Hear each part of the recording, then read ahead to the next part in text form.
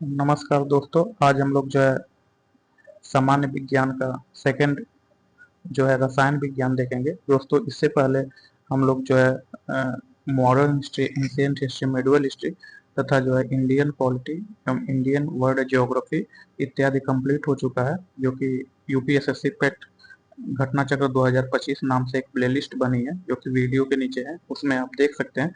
तथा दोस्तों इस बुक यह जो बुक है, इस बुक को जो आप जो है नीचे टेलीग्राम लिंक दिया गया है उसको ज्वाइन करिए और वहां से यह बुक डाउनलोड करके आप लोग पढ़िए।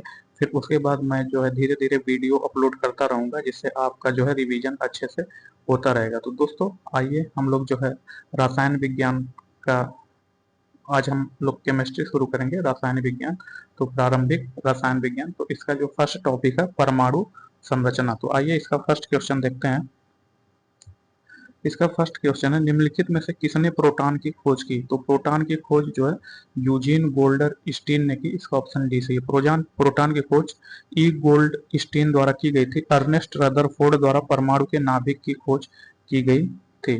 तो नेक्स्ट क्वेश्चन, तरल पदार्थ की तुलना में ठोस पदार्थ में परमाणुओं का व्यवस्थापन किस तरह से होता है? तो पूछ रहा है कि जो तरल पदार्थ है उसकी तुलना में जो ठोस पदार्थ में परमाणुओं का व्यवस्थापन किस तरह से होता है? तो जो बहुत बारीकी से होते हैं। तो जो दोस्तों ठोस पदार्थ होते हैं, ठोस पदार्थ में जो उसके अणु होते हैं वो जो बहुत नजदीक होते हैं, ठीक है, बहुत नजदीक होते हैं।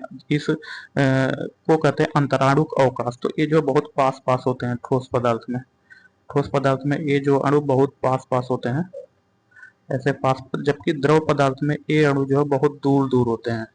मतलब इन अणुओं का जो अंतराणु का अवकाश बहुत अधिक होता है। फिर गैस में और भी अधिक होता है। गैस में कोई इधर है अणु, तो कोई इधर है, तो कोई इधर है।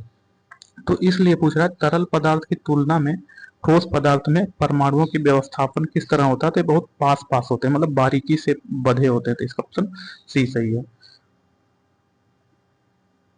तो तरल पदार्थ की तुलना में ठोस पदार्थ में परमाणुओं के मध्य लगने वाले आकर्षण बल बहुत अधिक होते हैं, जिसके कारण वे एक दूसरे से मजबूती से बंधे रहते हैं। इसी कारण ठोस पदार्थों का आकार एवं आयतन दोनों निश्चित होते हैं।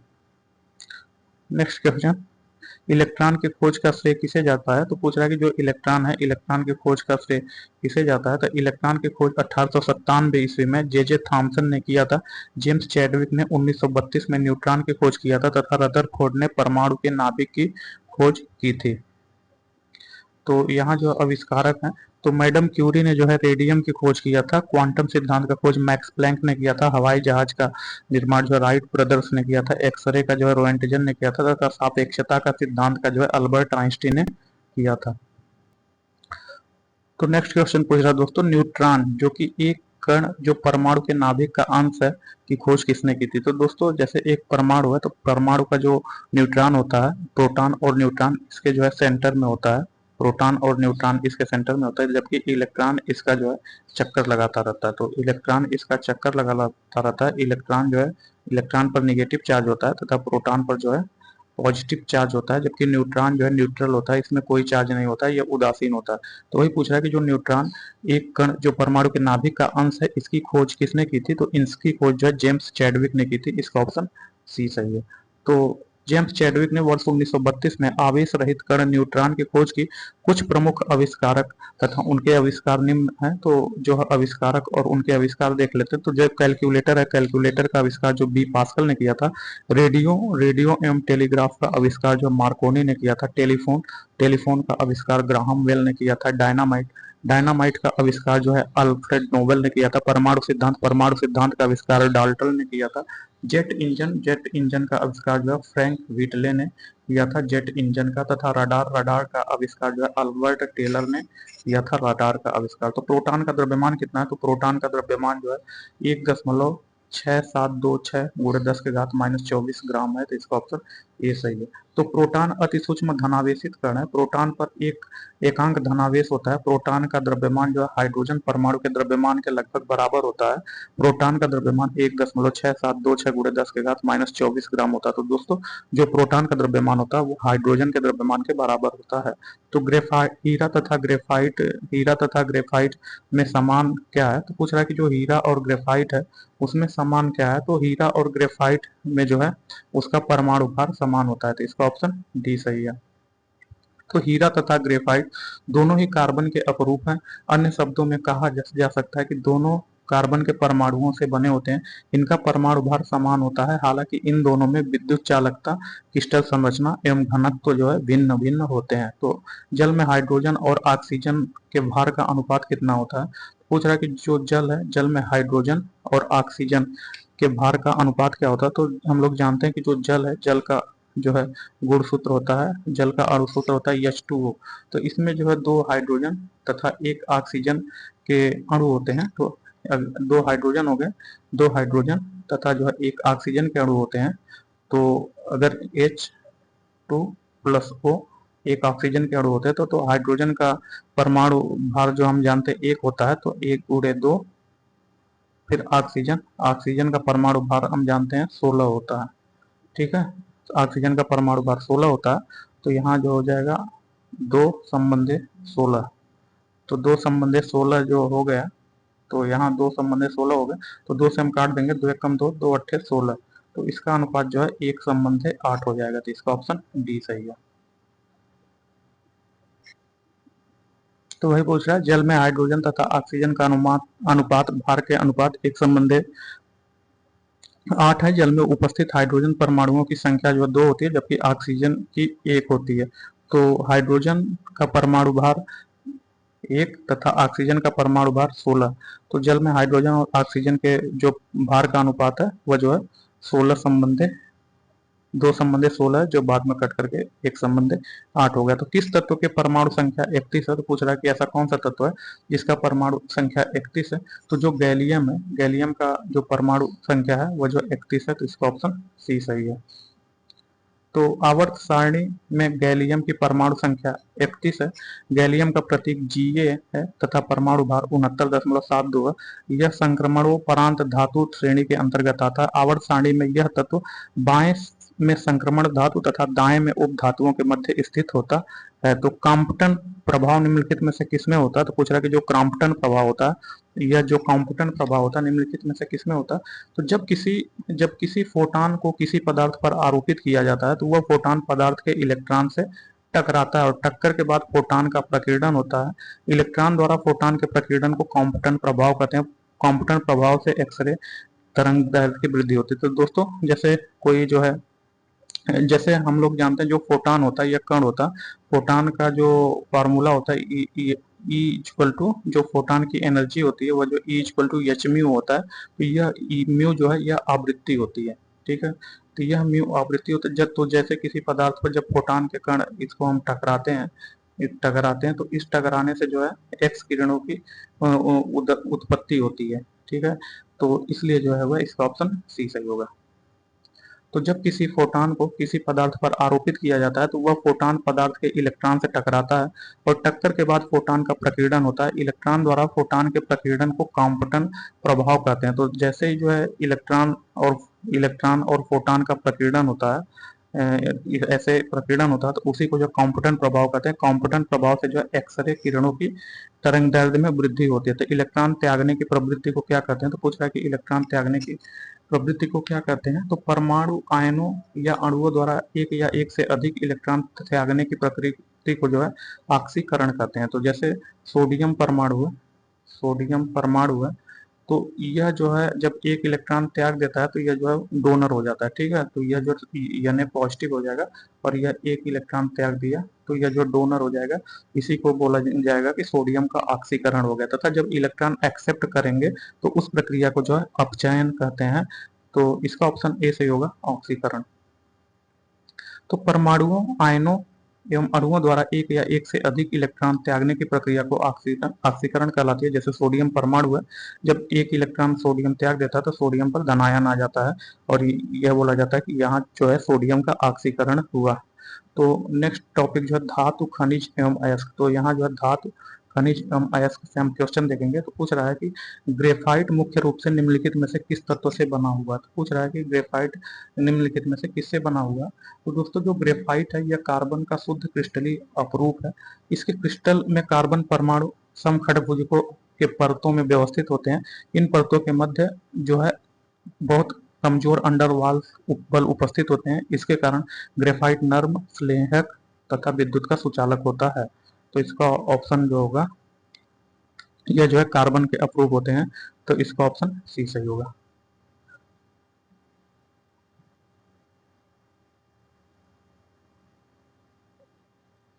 तो जो ग्रेफाइट है, ग्रेफाइट कार्बन का शुद्ध क्रिस्टलीय अपरूप है। इसके क्रिस्टल में कार्बन परमाणु समखंड भुजों की परतों में व्यवस्थित होते हैं। इनके परतों के मध्य क्षीण अंडरवाल वंडरवाल्स बल उपस्थित होने के कारण ग्रेफाइट नर्म, स्नेहक, ल्यूब्रिकेंट होता है। यह विद्युत का सुचालक होता है। तो जो ग्रेफाइट है यह विद्युत का सुचालक होता है, जबकि अभ्रक अभ्रक विद्युत का कुचालक होता है। तो ये याद रखिएगा। तो सिलिकॉन क्या है, तो पूछ रहा है कि जो सिलिकॉन है, सिलिकॉन क्या है, तो सिलिकॉन जो है एक उपधातु है। उपधातु अब पूछा जाएगा उपधातु किसे कहते हैं, तो उपधातु वे तत्व हैं जो धातु एवं अधातुओं के बीच के गुण को प्रदर्शित करते हैं। तो जो जो गुण जो है धातु प्रदर्शित करता है और जो अधातु, उनके बीच के जो गुण प्रदर्शित करते हैं उसे उपधातु बोला जाता है। तो सिलिकॉन एक उपधातु है, तो इसका ऑप्शन ए सही है। तो सिलिकॉन एक उपधातु है। उपधातु वे तत्व हैं जो धातु एवं अधातु दोनों के गुण प्रदर्शित करते हैं। इन इसका जो है परमाणु क्रमांक 14 है तथा प्रतीक जो है SI है। तो ब्लीचिंग पाउडर का रासायनिक नाम क्या है, तो पूछ रहा है कि जो ब्लीचिंग पाउडर है, ब्लीचिंग पाउडर का रासायनिक नाम क्या है। तो ब्लीचिंग पाउडर का जो रासायनिक नाम है वह जो कैल्शियम ऑक्सीक्लोराइड है। तो CaOCl2 यह ब्लीचिंग पाउडर का रासायनिक नाम है, कैल्शियम ऑक्सीक्लोराइड। तो इसका ऑप्शन सी सही है। तो निम्नलिखित में से कौन सा विकल्प लेड का चिन्ह है, तो जो पीबी है, जो पीबी यह लेड का चिन्ह है, तो इसका ऑप्शन बी सही है। तो लेड एक रासायनिक तत्व है। इसका संकेत जो पीबी है, इसे लैटिन भाषा में प्लम्बम से लिया गया है। इसका परमाणु क्रमांक 82 है। यह एक भारी तत्व है। इसका गलनांक लगभग 327.5 डिग्री सेल्सियस होता है। शरीर के अंदर इसका प्रवेश जो है स्वास्थ्य के लिए हानिकारक होता है। तो आग के पास किस रसायन का अत्यधिक सूखा पाउडर छोड़ने से कार्बन डाइऑक्साइड निकलता है, तो पूछ रहा है कि जो आग है, आग के पास किस रसायन का अत्यधिक सूखा पाउडर छोड़ने से जो है कार्बन डाइऑक्साइड निकलता है। तो जो लेड है, सॉरी, जो आग के पास सोडियम का बाइकार्बोनेट का अत्यधिक सूखा पाउडर छोड़ने के से कार्बन डाइऑक्साइड गैस निकलती है। सोडियम बाइकार्बोनेट को सामान्यतः बेकिंग सोडा के नाम से जाना जाता है। तो सोडियम बाइकार्बोनेट का जो सूत्र है वह जो है NaHCO3।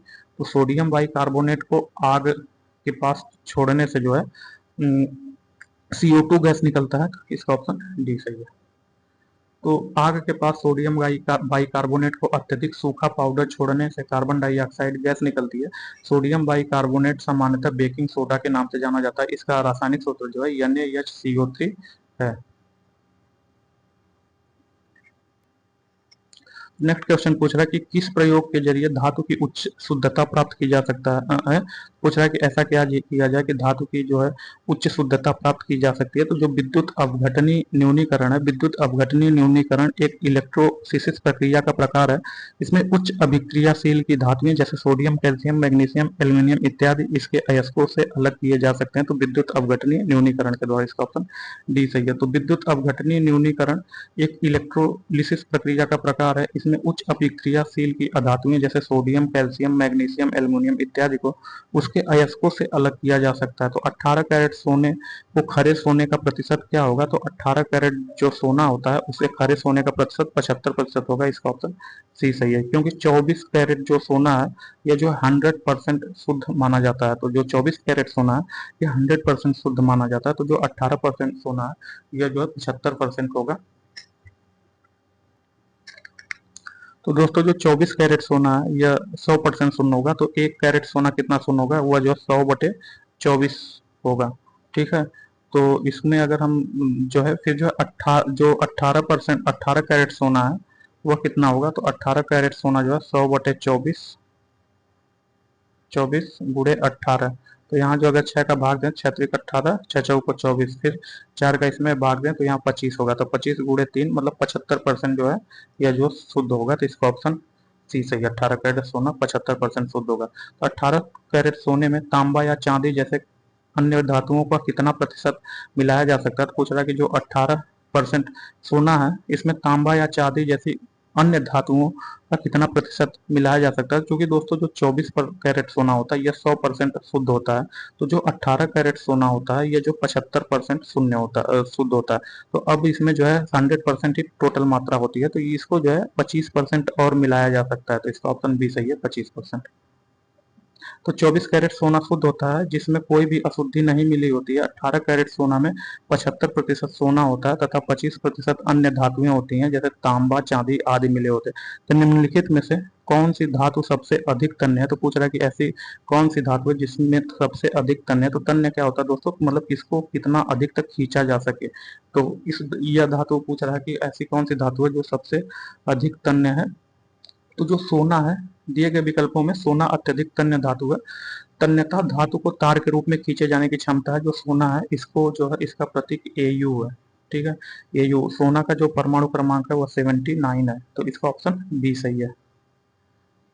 तो दिए गए विकल्पों में सोना अत्यधिक तन्य धातु है, तन्यता धातु को तार के रूप में खींचे जाने की क्षमता है, सोना का प्रतीक Au है, सोना का परमाणु क्रमांक 79 है। तो नेक्स्ट क्वेश्चन, निम्नलिखित में से कौन सा पदार्थ एक न चिपकने वाले बर्तन के सतह पर लेपित किया जाता है। तो वह जो है पूछ रहा है कि ऐसा कौन सा पदार्थ है जो एक न चिपकने वाले बर्तन के सतह पर लेपित किया जाता है। तो उस पदार्थ को जो है टेफनॉल कहते हैं। तो टेफनॉल जो पॉलीटेट्रा फ्लोरोएथिलीन का व्यापारिक नाम है, तो इसका ऑप्शन डी होगा, टेफनॉल। तो टेफनॉल पॉलीटेट्राफ्लोरोएथिलीन का व्यापारिक नाम है, जिसे वर्ष 1944 में रजिस्टर्ड कराया गया था। यह संश्लेषित फ्लोरोपॉलीमर है जिसमें फ्लोरीन के अणु मिले होते हैं। यह सामान्यतः न चिपकने वाले बर्तनों के सतह पर लेपित किए जाते हैं। तो next question, plaster of Paris में सल्फेट एक महीन सफेद पाउडर होता है, तो उसे क्या कहते हैं। तो जो प्लास्टर ऑफ पेरिस है इसमें सल्फेट एक महीन सफेद पाउडर होता है। तो जो कैल्शियम होता है, कैल्शियम सल्फेट एक महीन सफेद पाउडर होता है, तो इसका ऑप्शन बी सही है। तो जो कैल्शियम सल्फेट हेमी हाइड्रेट को प्लास्टर ऑफ पेरिस कहते हैं। तो जो प्लास्टर ऑफ पेरिस का रासायनिक नाम है वह जो कैल्शियम सल्फेट हेमी हाइड्रेट, जिसका रासायनिक सूत्र है CaSO4 × 12H2O। यह एक महीन सफेद रंग का पाउडर होता है। इसका उपयोग शल्य चिकित्सा में प्लास्टर करने में, सांचे, मॉडल, मूर्तियां एवं खिलौना बनाने में किया जाता है। तो प्लास्टर ऑफ पेरिस निम्नलिखित में से किसका एक उत्पाद है। तो जो प्लास्टर ऑफ पेरिस है यह कैल्शियम का उत्पाद है, क्योंकि इसका जो है रासायनिक सूत्र होता है CaSO4 × 12H2O। इसका ऑप्शन सी चाहिए। धातुएं विद्युत की सुचालक क्यों होती हैं। तो पूछ रहा है कि जो धातुएं होती हैं वो विद्युत की सुचालक क्यों होती है। तो दोस्तों जो धातु होती हैं उसमें जो फ्री इलेक्ट्रॉन होता है, ठीक है, इस फ्री इलेक्ट्रॉन को मुक्त इलेक्ट्रॉन कहते हैं। यही जो है इलेक्ट्रॉन को यही जो है आवेश को, प्लस एवं निगेटिव आवेश को आगे बढ़ाती हैं। तो इसका होगा, इसमें मुक्त इलेक्ट्रॉन होते हैं, सही है। परमाणु हल्के ढंग के पैक होते हैं। तो पूछ रहा है कि जो परमाणु है ये हल्के ढंग की पैक होती है, तो नहीं, गलत है। तो धातुएं विद्युत के सुचालक होते हैं क्योंकि इसमें फ्री इलेक्ट्रॉन होते हैं। इसका ऑप्शन ए होगा, सिर्फ ए ही सही होगा। तो धातुएं विद्युत के सुचालक होते हैं क्योंकि इनमें मुक्त इलेक्ट्रॉन उपस्थित होते हैं। मुक्त इलेक्ट्रॉनों की स्थिति उन्हें धात्विक बंध बनाने में सहायता प्रदान करती है। तो नेक्स्ट क्वेश्चन 14, निम्नलिखित में से किन विकल्पों में कैल्शियम थर्मोसेटिंग प्लास्टिक उपस्थित होता है। तो पूछ रहा है कि ऐसा कौन सा विकल्प है जिसमें केवल थर्मोसेटिंग प्लास्टिक उपस्थित रहता है। तो जो बैकेलाइट एवं इपॉक्सी रेसिन है, जो बैकेलाइट एवं इपॉक्सी रेसिन है, इसमें जो थर्मोसेटिंग प्लास्टिक उपस्थित रहता है, तो इसका ऑप्शन डी सही है। तो जो बैकेलाइट एवं इपॉक्सी रेसिन में केवल थर्मोसेटिंग प्लास्टिक उपस्थित होता है। इसके अलावा वल्कनीकृत रबर, ड्यूरोप्लास्ट, मोलामाइन रेसिन, पॉलीमाइड्स भी थर्मोसेटिंग प्लास्टिक के उदाहरण है। नेक्स्ट क्वेश्चन पूछ रहा है, निम्नलिखित में से कौन एक थर्मोसेटिंग प्लास्टिक है। तो जो बैकेलाइट है, बैकेलाइट एक थर्मोसेटिंग प्लास्टिक है, इसका ऑप्शन बी सही है। तो थर्मोसेटिंग प्लास्टिक किसे कहते हैं दोस्तों, कि थर्मोसेटिंग प्लास्टिक एक बार तो गर्म करने पर मुलायम हो जाते हैं, परंतु कठोर करने के पश्चात उन्हें दोबारा पिघलाया नहीं जा सकता है। इन्हें जो थर्मोसेटिंग प्लास्टिक कहते हैं। तो जैसे कोई प्लास्टिक है दोस्तों, उसको हम गर्मा देते हैं तो वह पिघल जाता है, फिर उसको जो है, फिर अगर वह कठोर हो गया तो जो है दोबारा उसे पिघलाया नहीं जा सकता है। तो इसी को जो थर्मोसेटिंग प्लास्टिक कहते हैं। इसी कारण इनका पुनर्चक्रण जो है संभव नहीं होता। बैकेलाइट, मेलामाइन, ड्यूरोप्लास्ट, वल्कनीकृत रबर आदि इसके प्रमुख उदाहरण है। बैकेलाइट का प्रयोग विद्युत तारों को कवर करने, स्विच बनाने आदि में किया जाता है।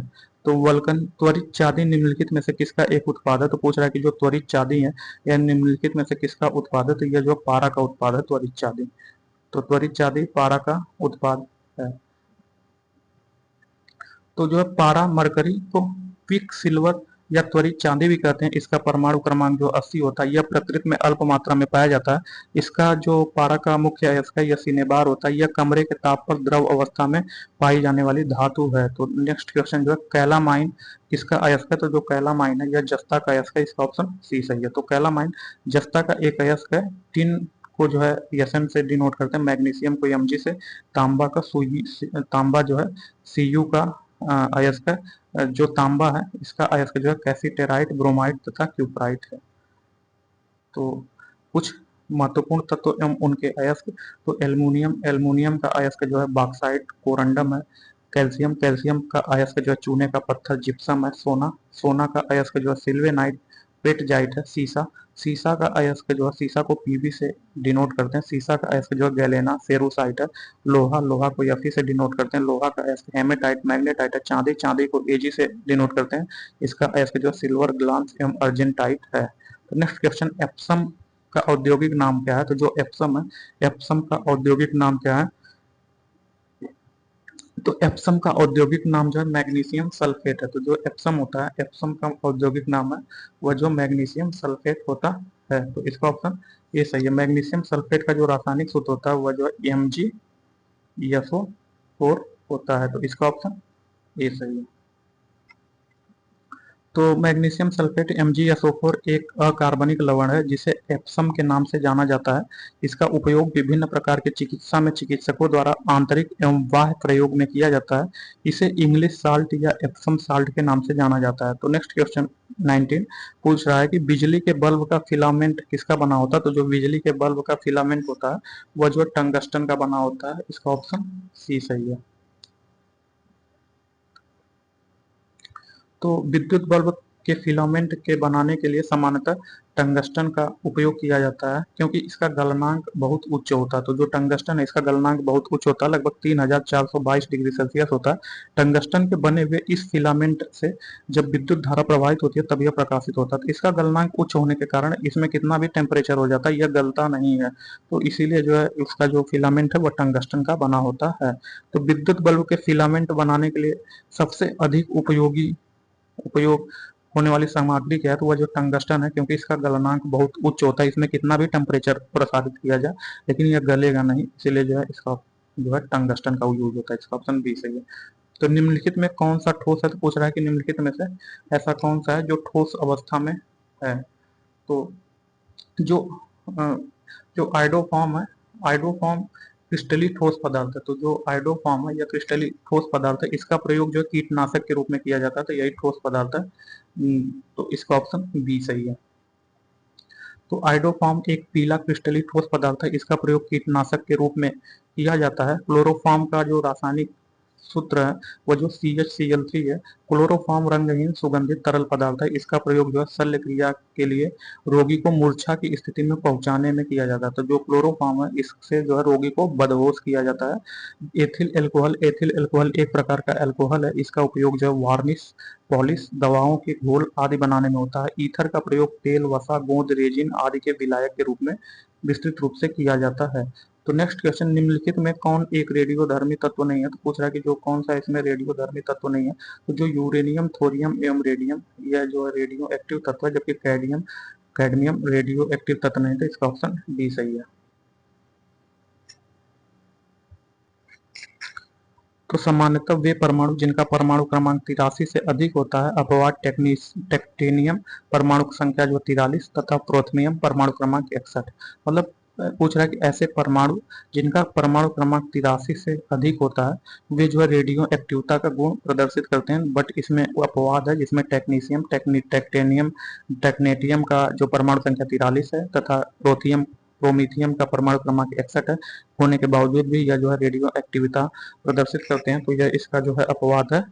तो 83 से अधिक परमाणु क्रमांक वाले पदार्थ जो है रेडियो एक्टिव पदार्थ होते हैं, जिसमें यूरेनियम परमाणु क्रमांक 92, रेडियम परमाणु क्रमांक 88, थोरियम परमाणु क्रमांक 90, ये सब रेडियो एक्टिव तत्व है, जबकि कैडमियम जो है रेडियो एक्टिव तत्व नहीं है। तो एल्युमिनियम का सबसे महत्वपूर्ण अयस्क का नाम बताइए। तो जो एल्युमिनियम है, एल्युमिनियम के सबसे महत्वपूर्ण अयस्क का नाम जो है बॉक्साइट है। तो इसका ऑप्शन ए सही है। तो बॉक्साइट Al2O3 × 2H2O एल्युमिनियम का मुख्य अयस्क है, जो एल्युमिनियम के जल योजित ऑक्साइड के रूप में पाया जाता है। यह प्रधानतया गिब्साइट, बोरोनाइट, डायस्फोर का सम्मिलित रूप है। यह सर्वप्रथम दक्षिणी फ्रांस में लेसबॉक्स नामक स्थल पर पाया गया।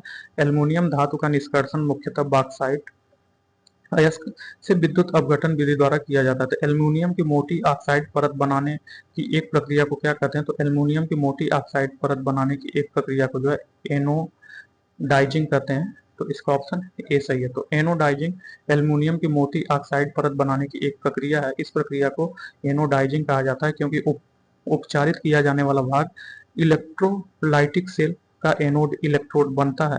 हवा के संपर्क में आने पर एल्युमिनियम एक पतली ऑक्साइड परत विकसित करता है। यह एल्युमिनियम ऑक्साइड को इसे आगे के क्षरण के प्रति जो है प्रतिरोधी बनाता है। तो भारी मशीनों में इसको लुब्रिकेंट के रूप में प्रयुक्त किया जाता है। तो पूछ रहा है कि जो भारी मशीन है इसमें किसको जो लुब्रिकेंट के स्वरूप में प्रयुक्त किया जाता है? तो जो ग्रेफाइट है, ग्रेफाइट को जो भारी मशीनों में लुब्रिकेंट या स्नेहक के रूप में प्रयुक्त किया जाता है। तो ग्रेफाइट कार्बन का अपरूप है।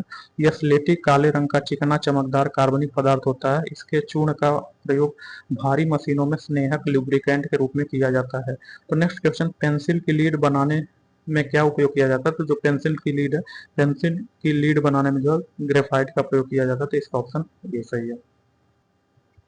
तो ग्रेफाइट कार्बन का एक अपरूप है। ग्रेफाइट का प्रयोग जो है पेंसिल की लीड बनाने में किया जाता है। तो नेक्स्ट क्वेश्चन नंबर 27, चंद्रमा की सतह पर कौन सा तत्व पाया जाता है? तो जो चंद्रमा की सतह है, चंद्रमा की सतह पर टाइटेनियम पाया जाता है। तो इसका ऑप्शन डी सही है। तो चंद्रमा की सतह पर विभिन्न प्रकार के तत्व पाए जाते हैं, जिनमें सर्वाधिक मात्रा में जो है ऑक्सीजन तत्व, इसके पश्चात silicon, aluminium, iron, magnesium, calcium तथा टाइटेनियम पाया जाता है। तो इसका तो किस उद्देश्य से पोटेशियम ब्रोमाइड का प्रयोग किया जाता है? पूछ रहा है कि पोटेशियम ब्रोमाइड का प्रयोग कहाँ किया जाता है? तो इसका प्रयोग जो फोटोग्राफी में किया जाता है। इसका ऑप्शन सी सही है। तो पोटेशियम ब्रोमाइड, जिसका रासायनिक सूत्र KBr है, का उपयोग फोटोग्राफी में संयतकारी के रूप में किया जाता है, जिसके कारण फिल्म में धुंधलापन नहीं आता है। तो पोटेशियम ब्रोमाइड के कारण फिल्म में धुंधलापन नहीं आता है। तो नेक्स्ट क्वेश्चन, कार कार्नालाइट किस धातु का अयस्क है? तो जो कार्नालाइट है यह जो पोटेशियम का अयस्क है, इसका ऑप्शन ए सही है। कार्नालाइट पोटेशियम का अयस्क है, जिसका सूत्र जो है KMgCl3 × 6H2O है। इसका उपयोग जो है उर्वरकों, फर्टिलाइजर्स में होता है। तो नेक्स्ट क्वेश्चन जो है, शुष्क सेल में प्रवयुक्त कैथोड होता है। तो जो शुष्क सेल है, शुष्क सेल एक विद्युत रासायनिक सेल है, जो कम बिजली से चल सकने वाले पोर्टेबल विद्युत युक्तियों जैसे टॉर्च, कैलकुलेटर आदि में प्रयुक्त होते हैं। इसमें द्रव का प्रयोग नहीं किया जाता है, जिसके कारण इसे शुष्क सेल कहा जाता है। सामान्यतः प्रयोग में आने वाला शुष्क सेल वस्तुतः एक जिंक कार्बन बैटरी होती है, जिसे शुष्क लेक्वांसे सेल भी कहा जाता है। इसमें जस्ते का प्रयोग एनोड के रूप में तथा कार्बन की छड़ का प्रयोग जो है कैथोड के रूप में किया जाता है। तो आयोग ने इसका जो है विकल्प डी माना है।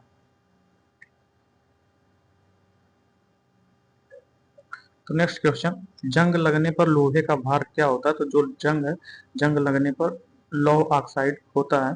तो जिससे जो है जब लोहे में जंग लगता है तो लोहे का भार ऑक्सीजन के भार के बराबर बढ़ जाता है।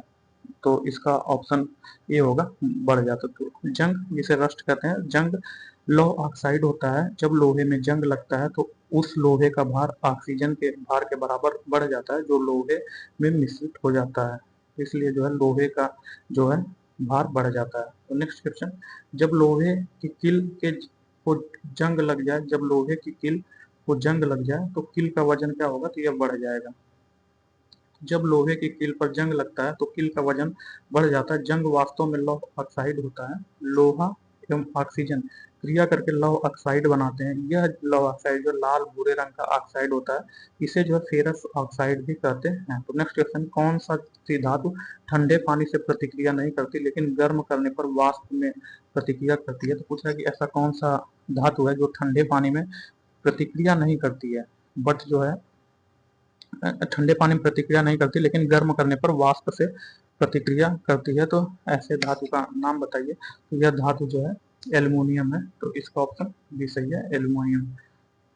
तो एल्युमिनियम, जिंक तथा आयरन कुछ ऐसी धातुएं हैं जो ठंडे या गर्म जल से प्रतिक्रिया नहीं करती, किंतु गर्म करने पर वाष्प से प्रतिक्रिया करती हैं। तो सिडेराइट निम्नलिखित में से किस धातु का अयस्क है? तो जो सिडेराइट है यह जो है एल्युमिनियम का अयस्क है, तो इसका ऑप्शन ये सही है। तो सिडेराइट लौह धातु का, सॉरी, सिडेराइट जो है एल्युमिनियम लोहा का अयस्क है, इसका ऑप्शन ए सही होगा।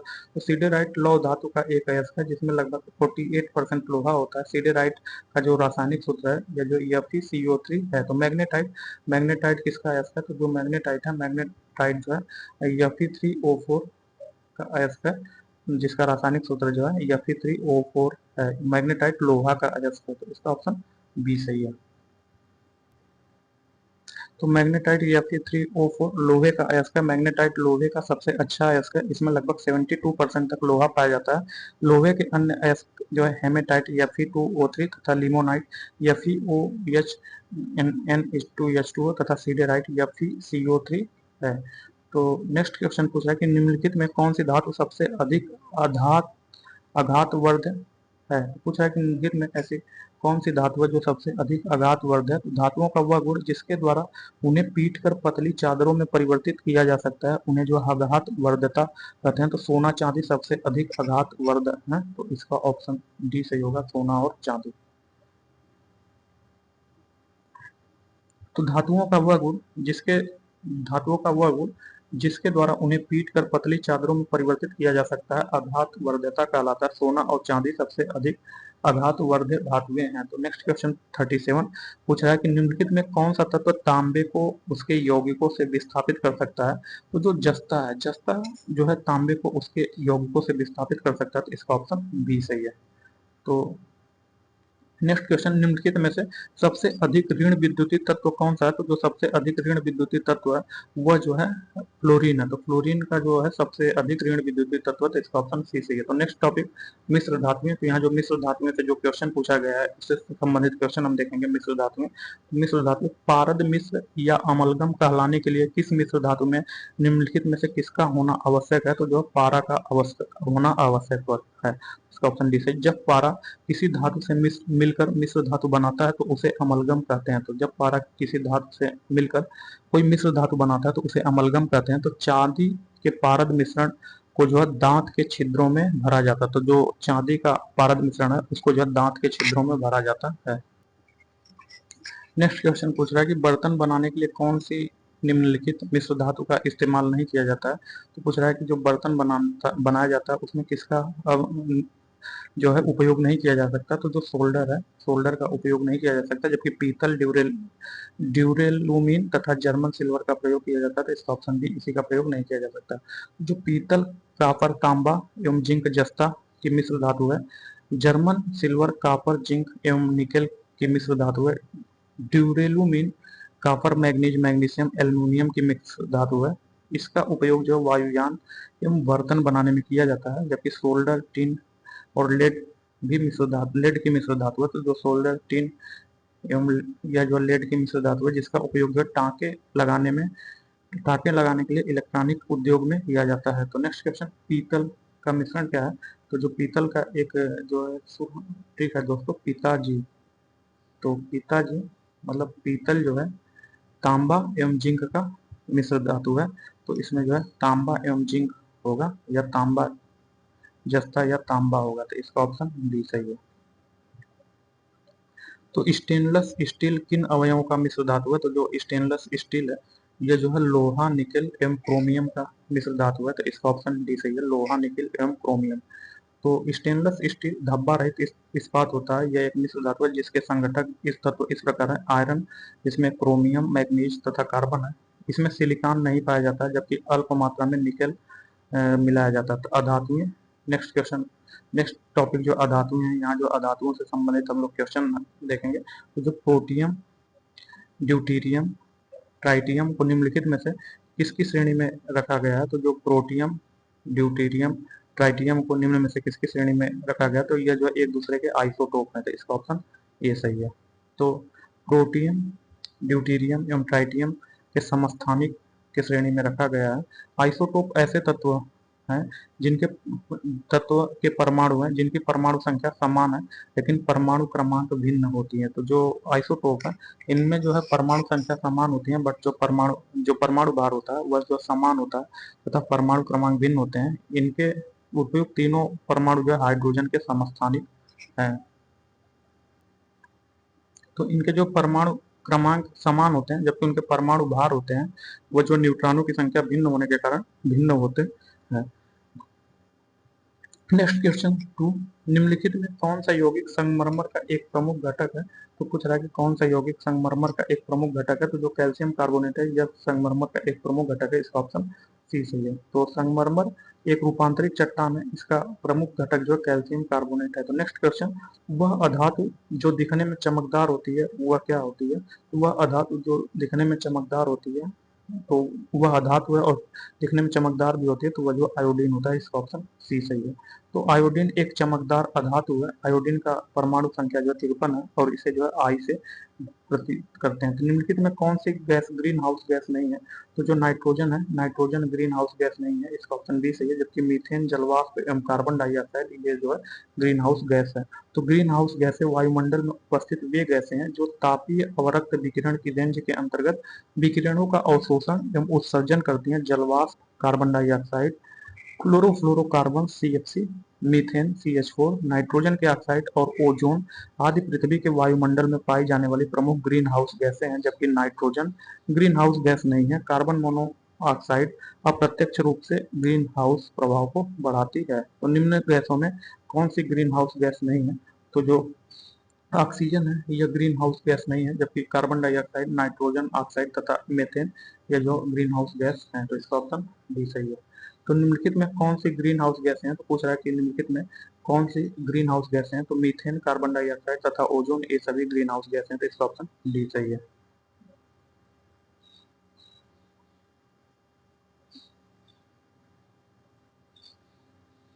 तो निम्नलिखित में क्या एक ग्रीन हाउस गैस नहीं है।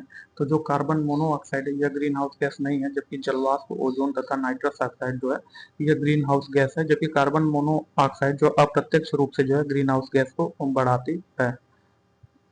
निम्नलिखित में किस देश को ग्रीन हाउस गैस के रूप में नहीं जाना जाता है।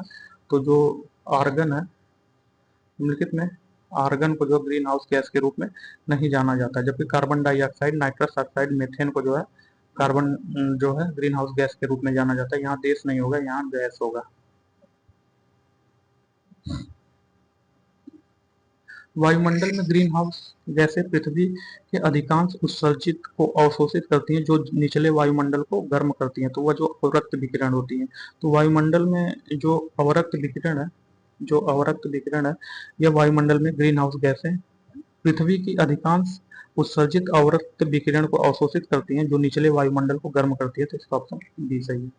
तो वायुमंडल में ग्रीन हाउस गैसें पृथ्वी के अधिकांश अवरक्त इंफ्रारेड विकिरण को अवशोषित करते हैं जो निचले वायुमंडल को गर्म करते हैं। तो नेक्स्ट क्वेश्चन, निम्नलिखित में कौन सा विकल्प मीथेन के उत्सर्जन का स्रोत है। तो प्राकृतिक गैस से चलने वाला मोटर वाहन मीथेन गैस के उत्सर्जन का स्रोत है। पशुधन, धान के खेत, गन्ने के खेत इत्यादि जो है मीथेन के उत्सर्जन के स्रोत है। अतः उपयुक्त में से ऐसा कोई विकल्प सही नहीं है, तो ये क्वेश्चन गलत है। तो एथिलीन ग्लाइकोल को एंटीफ्रीज हिमरोधी के रूप में पानी में मिलाने पर क्या होता है। तो इसमें मिलाने पर जो है यह पानी के हिमांक को कम कर देता है तथा पानी के क्वथनांक को बढ़ा देता है। इसका ऑप्शन डी सही है। तो एथिलीन ग्लाइकोल एक कार्बनिक अणु है जो व्यापक रूप से ऑटोमोबाइल इंजनों में एंटीफ्रीज हिमरोधी के रूप में उपयोग किया जाता है। इसका उपयोग ज्यादातर ठंडे मौसम में हिमांक बिंदु फ्रीजिंग पॉइंट को 0 डिग्री सेल्सियस से कम करने में किया जाता है तथा दूसरी ओर यह पानी के क्वथनांक को बढ़ा देता है जिससे इंजन को ठंडा रखने में मदद मिलती है। तो नेक्स्ट क्वेश्चन, जब बेकिंग पाउडर में पानी मिलाया जाता है तो कौन सा गैस निकलता है। तो जब बेकिंग पाउडर में पानी मिलाया जाता है तो कार्बन डाइऑक्साइड गैस निकलता है। इसका ऑप्शन बी सही है। तो बेकिंग पाउडर का उपयोग विभिन्न प्रकार के व्यंजनों के निर्माण में किया जाता है। बेकिंग पाउडर में जल मिलाने पर जो है कार्बन डाइऑक्साइड गैस निकलता है।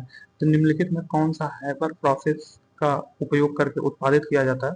तो जो अमोनिया है, अमोनिया हैबर प्रोसेस का उपयोग करके उत्पादित किया जा सकता है। इसका ऑप्शन ये सही है। तो हैबर विधि अमोनिया के औद्योगिक निर्माण के लिए प्रयुक्त की जाती है। इसमें हाइड्रोजन और नाइट्रोजन से अमोनिया का निर्माण होता है। तो नेक्स्ट क्वेश्चन 14 पूछ रहा है कि 51G अमोनिया में कितने मोल अमोनिया मौजूद होते हैं। तो पूछ रहा है कि जो 51 अमोनिया होती है उसमें जो है कितने मोल जो है अमोनिया उत्पन्न होते हैं। तो हम लोग जानते हैं कि जो मोलों की संख्या होता है उसका एक फार्मूला होता है। मोल की संख्या जो होता है फार्मूला उसका होता है तत्व का भार बटे तत्व का अणुभार। तो अमोनिया का जो तत्व भार 51 है तथा उसका अणुभार 17 है, तो इसको जो है भाग देंगे तो 7×3 = 51, तो इसका 3 होगा। तो यहाँ जो अमोनिया का जो अणुभार NH3 है तो नाइट्रोजन का 14 हो गया तथा हाइड्रोजन का 3 हो गया, 14×3 = 17।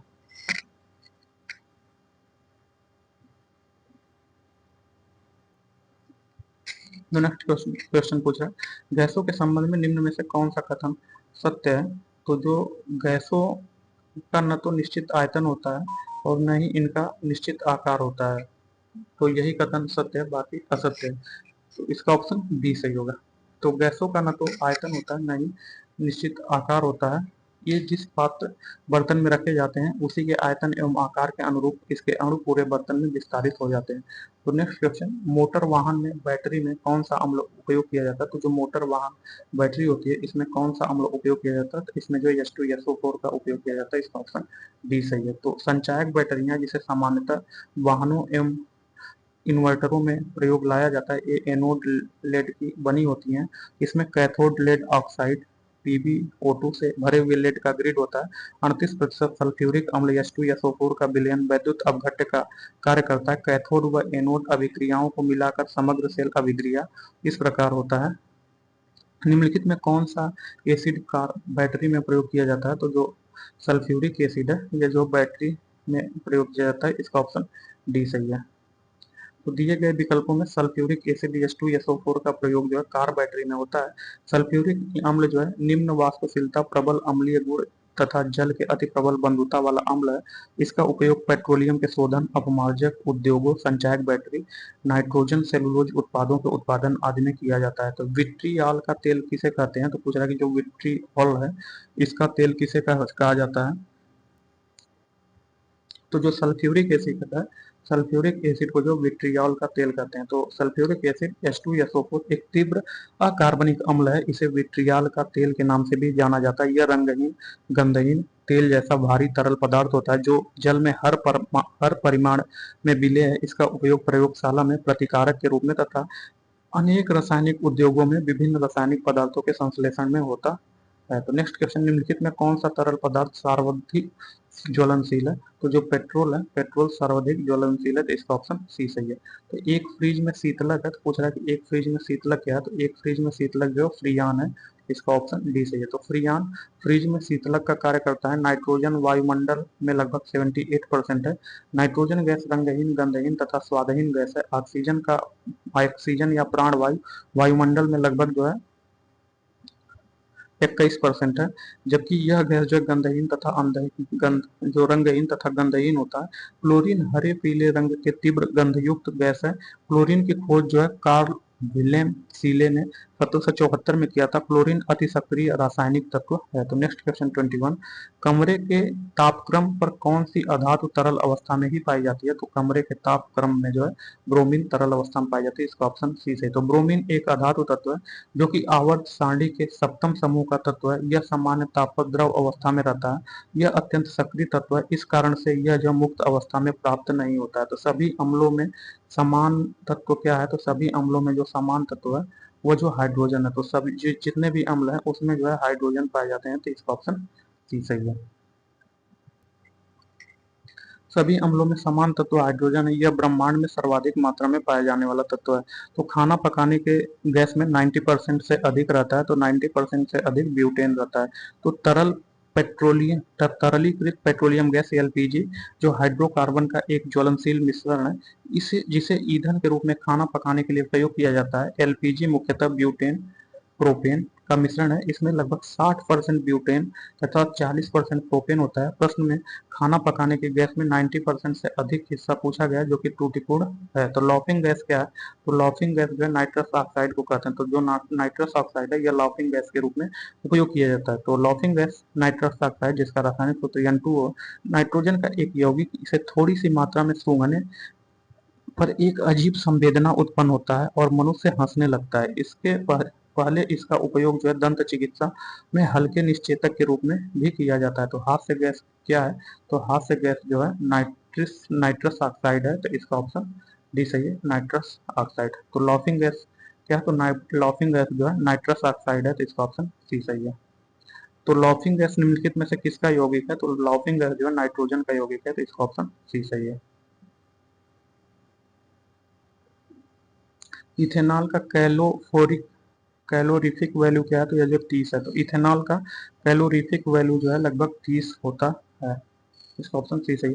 एसीटोन एवं मिथाइल अल्कोहल के मिश्रण में को अलग करने के लिए कौन सी निम्नलिखित तकनीक का प्रयोग किया जाता है? तो यह जो आंशिक आसोन तकनीक का प्रयोग किया जाता है। इसका ऑप्शन सी सही। तो मेथेनॉल या मिथाइल अल्कोहल का क्वथनांक जो 64.7 डिग्री सेल्सियस है, तथा एसीटोन का जो C3H6O क्वथनांक 56.6 डिग्री सेल्सियस होता है। अतः इन्हें जो है आंशिक आसवन के माध्यम से पृथक किया जा सकता है। तो हरे फलों को कृत्रिम ढंग से पकाने हेतु कौन सा गैस प्रयुक्त किया जाता है? तो हरे फलों को जो कृत्रिम ढंग से पकाने के लिए जो है एसिटिलीन का प्रयोग किया जा सकता है। इसका ऑप्शन ए सही है। तो एसिटिलीन को C2H2 से प्रदर्शित करते हैं। इस गैस का उपयोग जो फलों को कृत्रिम ढंग से पकाने हेतु प्रयोग किया जाता है। कच्चे आमों में निम्नलिखित में से कौन सा अम्ल पाया जाता है? तो कच्चे आमों में जो है टार्टरिक एसिड पाया जाता है। तो इसका ऑप्शन सी सही है। तो कच्चे आमों में जो है टार्टरिक अम्ल पाया जाता है। टार्टरिक अम्ल एक सफेद क्रिस्टलीय कार्बनिक अम्ल है, जो स्वाभाविक रूप से कई फलों में होता है, विशेष रूप से अंगूर, कच्चे आम, इमली इत्यादि में। तो डीनेचर्ड विकृत अल्कोहल क्या होता है? तो यह जो एथेनॉल एवं मेथेनॉल का मिक्सचर होता है। तो इसका ऑप्शन सी सही है। तो जब एथेनॉल का सेवन बड़ी मात्रा में किया जाता है तो यह चयापचय क्रिया के दर को धीमा कर देता है तथा साथ ही केंद्रीय तंत्रिका तंत्र को प्रभावित कर देता है। इसका सेवन स्वास्थ्य के लिए हानिकारक होता है। इसी कारण एथेनॉल में जो है विषाक्त पदार्थ मेथेनॉल मिला दिया जाता है, जिसे जो है डीनेचर्ड विकृतीकृत अल्कोहल कहते हैं। मेथेनॉल मिलाने पर का मुख्य उद्देश्य इसको सेवन हेतु अयोग्य बनाना होता है। तो C2H6 किस प्रकार का हाइड्रोकार्बन है? पूछा है कि जो C2H6 है यह किस प्रकार का हाइड्रोकार्बन है? तो C2H6 जो है इथेन एल्केन हाइड्रोकार्बन है। जो एल्केन का सूत्र है ये जो CH2N+2 होता है, जहाँ N का मान जो 1, 2, 3 इत्यादि हो सकता है। ऑक्सीजन का क्रांतिक ताप कितना होता है? तो जो ऑक्सीजन है, ऑक्सीजन का क्रांतिक ताप जो है 118.6 डिग्री सेल्सियस हो सकता है। अतः उत्तर के रूप में इसका चयन किया जाए। तो ऑक्सीजन की खोज किसने की थी? तो ऑक्सीजन की खोज जो है प्रिस्टले ने की थी। तो इसका ऑप्शन बी सही है।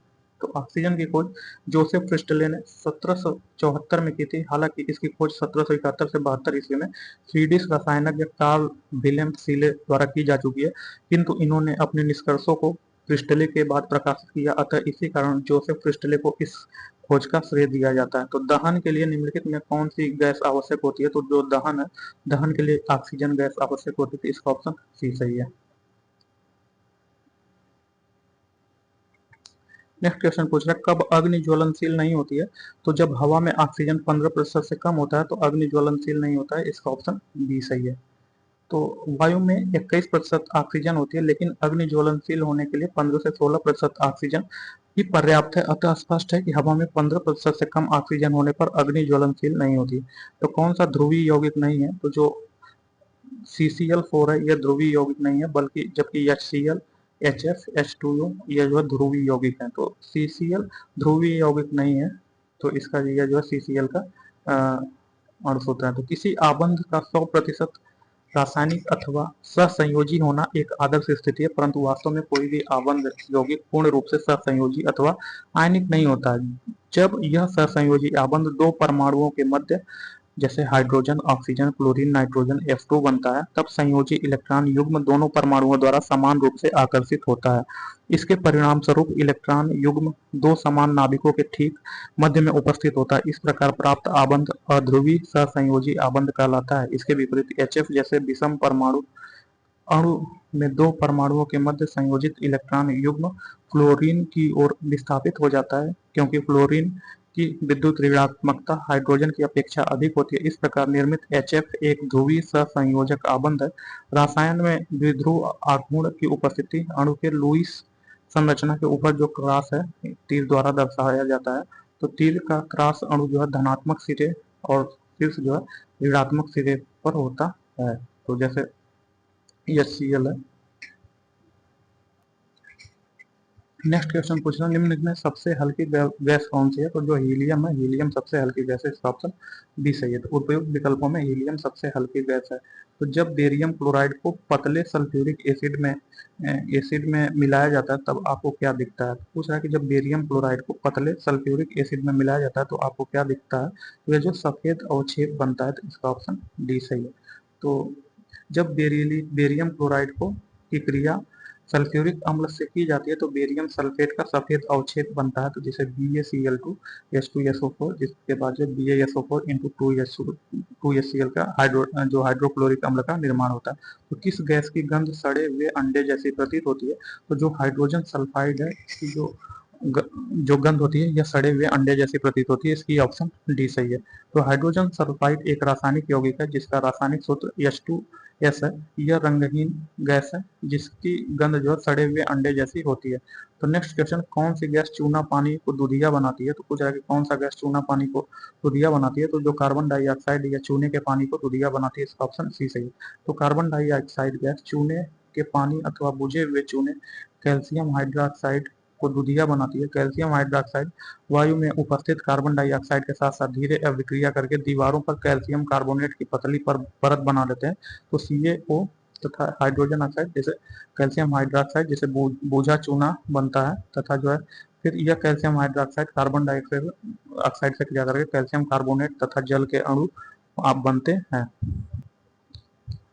नेक्स्ट टॉपिक, खाद्य संरक्षण, पोषण और औषध आदि। तो इसका फर्स्ट क्वेश्चन है, पानी को शुद्ध करने के लिए आमतौर पर इस्तेमाल किया जाने वाला रासायनिक तरीका निम्न में से कौन सा है? तो यह जो क्लोरोनीकरण है। तो क्लोरोनीकरण के द्वारा जो पानी को शुद्ध किया जा सकता है, इसका ऑप्शन सी सही है। तो क्लोरोनीकरण एक रोगाणुनाशक क्रिया है। इसके उत्पादों को सरल, सुगम और उपलब्धता, सस्ते एवं प्रभावी होने के कारण बड़े पैमाने तथा घरेलू स्तर में पानी के रोगाणुओं को नष्ट करने का यह एक अच्छा तरीका। प्रायः प्रयोग में लाए जाने वाले क्लोरीन उत्पादन में निम्न प्रकार हैं, जैसे ब्लीचिंग पाउडर, क्लोरीन की गोली एवं सोडियम हाइपोक्लोराइड। तो भोजन में रसायन किस उद्देश्य से मिलाया जाता है? तो जो भोजन में रसायन है यह संरक्षण के उद्देश्य से मिलाया जाता है, तो इसका ऑप्शन सी सही है, संरक्षण। तो निम्नलिखित में से किसके परिणाम स्वरूप पानी की गुणवत्ता में गिरावट आती है? तो जो गंदे पानी का सही में निपटान न करना, इसके परिणाम स्वरूप जो है गंदे पानी जो पानी की गुणवत्ता में गिरावट आती है, तो इसका ऑप्शन ए सही है।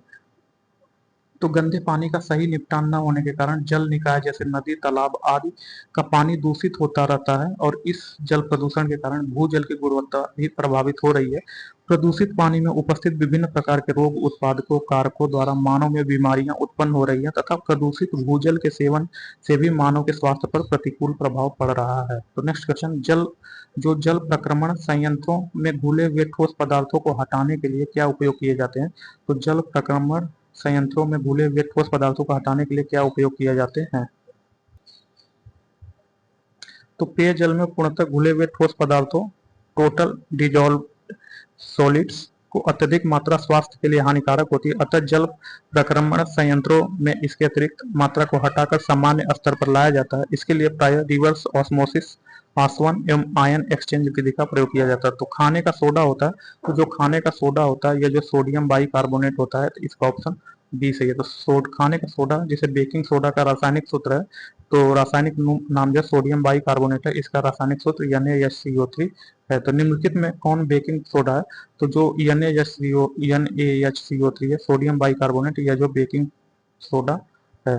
तो निम्नलिखित में कौन एक नाइट्रोजन उर्वरक नहीं है? तो जो सुपर फास्फेट ऑफ लाइम है, यह जो है नाइट्रोजन का उर्वरक नहीं है, क्योंकि इसका रासायनिक सूत्र जो है CaH2PO4 इंटू ट्वाइस है, जबकि अमोनियम सल्फेट, कैल्शियम साइनाइड तथा यूरिया, यह जो है नाइट्रोजन के उर्वरक हैं। तो खाद्यान्नों के संरक्षण हेतु निम्न में से किसका प्रयोग किया जाता है? तो जो खाद्यान्नों के संरक्षण हेतु जो है निम्न में से पूछ रहा है किसका प्रयोग किया जाता है। तो जो खाद्यान्न है, खाद्यान्नों के संरक्षण के लिए सोडियम बेंजोएट का प्रयोग किया जाता है। तो सोडियम बेंजोएट का रासायनिक सूत्र जो है NaC7H5O2 है, जबकि सोडियम क्लोराइड का रासायनिक सूत्र NaCl है। इन दोनों का व्यापक रूप से खाद्य संरक्षण में प्रयोग होता है। इसके अतिरिक्त विनेगर भी खाद्यान्नों के संरक्षण में प्रयुक्त होता है। तो निम्नलिखित में किसका उपयोग करके पीने के पानी का रासायनिक कीटाणु शोधन किया जा सकता है? तो जो क्लोरीन है, क्लोरीन का प्रयोग करके जो पीने के पानी का रासायनिक कीटाणु शोधन किया जा सकता है। तो इसका ऑप्शन बी सही है। तो क्लोरीन का उपयोग पीने के पानी का रासायनिक कीटाणु शोधन करने में किया जाता है। इसकी क्लोरीन की खोज 1774 में सीले ने की थी। संयुक्त अवस्था में क्लोरीन खनिज लवणों, समुद्री लवणों तथा साधारण लवणों में पाई जाती है। तो कीटाणुओं को मारने के लिए स्विमिंग पूल में डाला जाने वाला गैर धातु कौन है? तो वह जो क्लोरीन है। तो इसका ऑप्शन सी सही है। तो कीटाणुओं को मारने के लिए स्विमिंग पूल में डाला जाने वाला गैर धातु क्लोरीन है। क्लोरीन एक पीले और हरे रंग की प्राकृतिक गैस है। यह दवा निर्माण में इस्तेमाल होने वाला एक महत्वपूर्ण औषधि घटक है। पानी के शुद्धिकरण हेतु इसका प्रयोग किया जाता है। तो दीमक को नष्ट करने के लिए सर्वाधिक उपयुक्त रसायन कौन है? तो दीमक को नष्ट करने के लिए सर्वाधिक उपयुक्त रसायन जो है क्लोरोपाइरीफस है। तो इसका ऑप्शन बी सही। तो दीमक को नष्ट करने के लिए सर्वाधिक उपयुक्त रसायन क्लोरोपाइरीफस है। क्लोरोपाइरीफस एक क्रिस्टलीय कार्बन फास्फेट कीटनाशी है। खड़ी फसल में दीमक का प्रकोप होने पर क्लोरोपाइरीफस को 2 से 3 लीटर प्रति हेक्टेयर की दर से 10 किलोग्राम बालू में मिलाकर उचित नमी पर शाम के समय छिड़काव करना चाहिए। तो निम्नलिखित में से किसका प्रशांतक औषध के रूप में प्रयोग किया जाता है? तो जो वैलियम है, वैलियम का जो है प्रशांतक है, प्रशांतक औषध के रूप में प्रयोग किया जाता है। तो नेक्स्ट, ऐसे रसायन जिनका प्रयोग मानसिक तनाव कम करने तथा अवसाद दूर करने में किया जाता है वे प्रशांतक कहलाते हैं। दिए गए विकल्पों में वैलियम का प्रशांतक औषध के रूप में प्रयोग किया जाता है। तो नेक्स्ट टॉपिक अपमार्जक। तो यहाँ जो अपमार्जक से संबंधित क्वेश्चन देखेंगे। तो क्वेश्चन नंबर फर्स्ट है, संश्लिष्ट अपमार्जक या सिंथेटिक डिटर्जेंट के बारे में निम्न कथनों में कौन सा कथन सही है? तो यह जो है इसका ऑप्शन ए सही। यह मृदु एवं कठोर जलों दोनों के साथ काम करते हैं। तो संश्लिष्ट अपमार्जक या सिंथेटिक डिटर्जेंट मृदु एवं कठोर जल दोनों के साथ काम करते हैं। कठोर जल में कैल्शियम एवं मैग्नीशियम के लवण होते हैं, जिनके कैल्शियम +2 तथा मैग्नीशियम +2 आयन अपमार्जक में उपस्थित सोडियम आयनों को प्रतिस्थापित कर स्वयं स्थान ग्रहण कर लेते हैं। यह जल में अवक्षेपित नहीं होते तथा कपड़े को साफ करते हैं। तो जो डिटर्जेंट है यह जल में अवक्षेपित न होकर के कपड़े को साफ करते हैं। तो नेक्स्ट क्वेश्चन जो है, निम्नलिखित में कौन कैल्शियम कार्बोनेट का एक रूप है? तो जो चूना पत्थर है या कैल्शियम कार्बोनेट का एक रूप है। इसका ऑप्शन सी सही है। तो जो चूना पत्थर है या कैल्शियम कार्बोनेट का एक रूप है, यह सफेद रंग का जल में अविलेय एक ठोस है। कैल्शियम कार्बोनेट को चूने के पानी में कार्बन डाइऑक्साइड गैस प्रवाहित करके बनाया जाता है। कैल्शियम कार्बोनेट पृथ्वी पर चूना पत्थर, खड़िया, संगमरमर, डोलोमाइट आदि खनिज के रूप में प्राप्त है। तो धावन सोडा या धावक सोडा किसका साधारण नाम है? तो जो धावन सोडा या धावक सोडा या सोडियम कार्बोनेट का साधारण नाम है। तो इसका ऑप्शन बी सही है। तो सोडियम कार्बोनेट को वाशिंग धावन सोडा कहा जाता है। इसका रासायनिक सूत्र Na2CO3 है। इसका उपयोग जल की कठोरता को दूर करने में किया जाता है। कैल्शियम बाइकार्बोनेट जिसे CaHCO3 एक रासायनिक यौगिक है। सोडियम बाइकार्बोनेट NaHCO3 एक यौगिक है जिसका प्रयोग विभिन्न व्यंजनों में किया जाता है, अतः इसे खाने का सोडा भी कहते हैं। तो वाशिंग सोडा किसका प्रचलित नाम है? तो वाशिंग सोडा जो है सोडियम कार्बोनेट का प्रचलित नाम है। तो इसका ऑप्शन ए सही है। तो घरेलू तौर पर पानी को मृदु बनाने के लिए वाशिंग सोडा का इस्तेमाल किया जाता है। यह वास्तव में क्या है? तो यह वास्तव में जो सोडियम कार्बोनेट है। इसका ऑप्शन बी सही है। तो निम्नलिखित में कौन से उद्योगों में वाशिंग सोडा का प्रयोग किया जाता है? तो जो रासायनिक उद्योगों में ऑक्सीडाइजिंग एजेंट के रूप में जो है वाशिंग सोडा का प्रयोग किया जाता है। इसका ऑप्शन डी सही है। तो वाशिंग सोडा सोडियम कार्बोनेट को सोडियम क्लोराइड से प्राप्त किया जा सकता है। इसका प्रयोग जो है कांच, साबुन एवं कागज उद्योग, बोरेक्स जैसे सोडियम यौगिक के उत्पादन में, घरों में साफ सफाई हेतु जल की अस्थायी कठोरता को हटाने के लिए होता है। तो नेक्स्ट क्वेश्चन, जल में साबुन लगाने पर अच्छा झाग नहीं बन पाता है, ऐसा क्यों? तो खारा जल में, तो खारा जल में जो है साबुन लगाने पर अच्छा झाग नहीं बन पाता है। तो खारा जल जिसे कठोर जल भी कहते हैं। साबुन के अच्छा झाग नहीं बन पाता क्योंकि खारे जल में कैल्शियम एवं मैग्नीशियम के लवण पाए जाते हैं, जिनके कारण झाग बनने में बाधा उत्पन्न होती है। इन लवणों में उपस्थित कैल्शियम और मैग्नीशियम आयन साबुन के उच्च वसी अम्लों से क्रिया करके जल अघुलनशील पदार्थ का निर्माण कर लेते हैं, जो झाग नहीं बन पाता है। तो नेक्स्ट टॉपिक जो है रसायन विज्ञान विविध, इसमें जो मिसलेनियस क्वेश्चन देखेंगे केमिस्ट्री का। तो प्राकृतिक रबर के बारे में निम्न में से कौन सा कथन सही है? तो यह प्राकृतिक बहुलक है और इसमें लोचदार गुण होते हैं। ऑप्शन बी, यह एक कृत्रिम बहुलक है, इसमें जो लोचदार गुण होते हैं। ऑप्शन सी, यह एक बहुलक नहीं, इसमें लोचदार गुण होते हैं। यह एक प्राकृतिक बहुलक है लेकिन इसमें लोचदार गुण होते हैं। तो इसका ऑप्शन ए सही होगा। यह एक प्राकृतिक बहुलक है और इसमें लोचदार गुण होते हैं, तो इसका ऑप्शन ए सही है।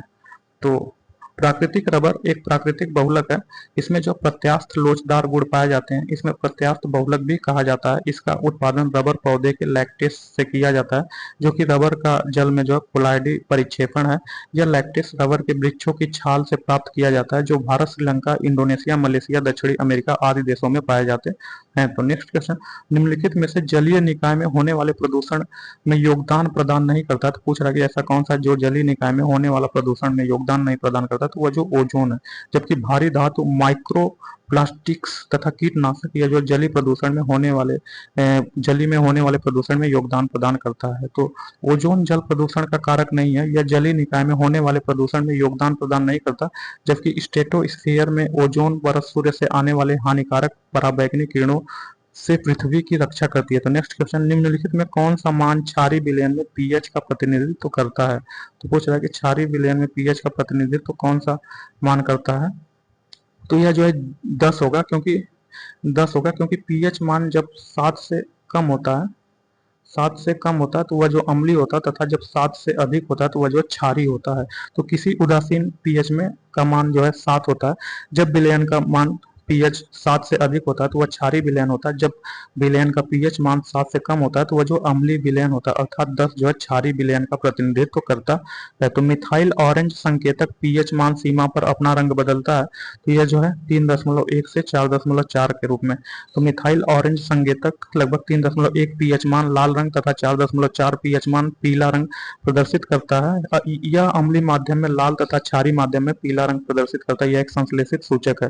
तो सार्वजनिक आपूर्ति हेतु पानी का पीएच मान किस श्रेणी में होता है? तो ये पानी का पीएच मान जो 6.5 से 8.5 की श्रेणी में होता है। सार्वजनिक आपूर्ति के लिए उपयोगी पानी का पीएच मान 6.8 से 8.5 होना चाहिए, क्योंकि 6.5 से नीचे होते हैं यह एक मजबूत अम्ल में बदल जाता है, जबकि 8.5 के बाद वह पानी क्षार में बदल जाता है, जो बहुत घातक होता है। तो निम्नलिखित में से किस प्रकार के कोयले में सबसे अधिक कार्बन सामग्री होती है? तो जो एंथ्रासाइट है, एंथ्रासाइट में सबसे अधिक कार्बन सामग्री होती है, तो इसका ऑप्शन डी सही है। तो निम्नलिखित में से किस विकल्प का निर्माण जो है काठ की लुगदी वुड पल्प बनाने में किया जाता है? तो जो रेयान है, रेयान का उपयोग जो काठ की लुगदी बनाने में किया जाता है।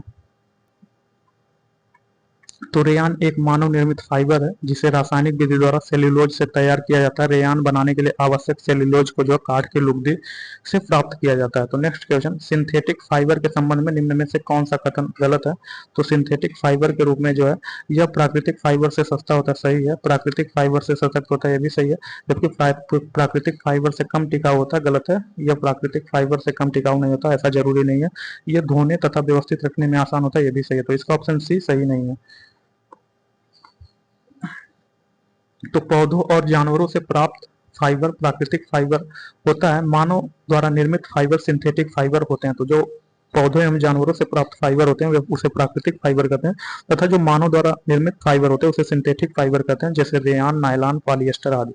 सिंथेटिक फाइबर अधिकांश प्राकृतिक फाइबर से अधिक टिकाऊ होता है। तो नेक्स्ट क्वेश्चन जो है, नॉन स्टिक खाना पकाने का बर्तन किससे लेपित होता है? तो जो नॉन स्टिक खाना पकाने का बर्तन जो है टेफनॉल से लेपित होता है, इसका ऑप्शन सी सही है। तो जो नॉन स्टिक खाना पकाने के बर्तन जो है टेफनॉल से लेपित होते हैं, इसे जो पॉलीटेट्राफ्लोरोएथीन भी कहा जाता है।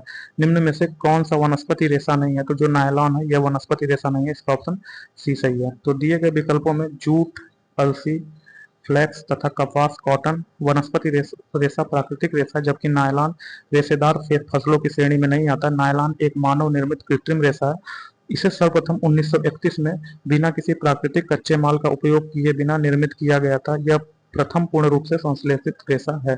तो भोजन के डिब्बों पर जिंक के स्थान पर निम्नलिखित में से किस धातु का लेप लगाया जाता है? तो भोजन के डिब्बों में जिंक के स्थान पर टिन का लेप लगाया जाता है, तो इसका ऑप्शन डी सही है। नेक्स्ट क्वेश्चन, दो विभिन्न प्रकार के पदार्थों के कण को स्वतः ही आपस में मिश्रित करने की प्रक्रिया को क्या कहते हैं? तो इसे जो डिफ्यूजन कहते हैं, तो इसका ऑप्शन सी सही है।